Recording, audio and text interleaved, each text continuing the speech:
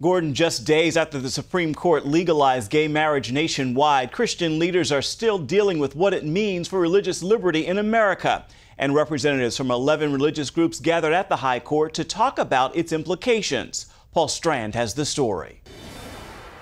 In one short week, the Supreme Court's decision changing the definition of marriage has sent shockwaves through America's religious communities. We have seen from same-sex marriage decisions the repression of religious freedom, of freedom of speech, and of freedoms of parents to guide the education of their own children. LifeSite news editor John Henry Weston also pointed to what has happened to gay marriage opponents in other countries where it's already the law of the land. In Ireland, when it passed, same-sex registrars were told they could be jailed for 6 months.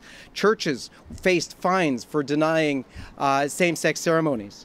In France, they forbid negative speech against homosexuality. And some warn that the government could force Christians to go along with the new view of marriage. Christian America is under siege by the forces of secularism. There is no doubt that the advocates of same-sex marriage will attempt to use the full force of the U.S. government to force Christians to secularize. Weston advises Christian colleges, churches, and businesses to protect themselves from discrimination lawsuits by showing their resistance is not about homosexuality, it's about defending God's teaching on sexuality as a whole.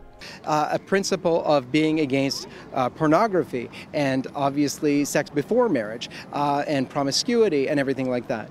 And so those policies will at least, if they're upfront and known, will at least be showing, look, we are for the whole Christian teaching, the whole teaching of God's design for human sexuality, which we believe and practice, and therefore we're not being discriminatory at all.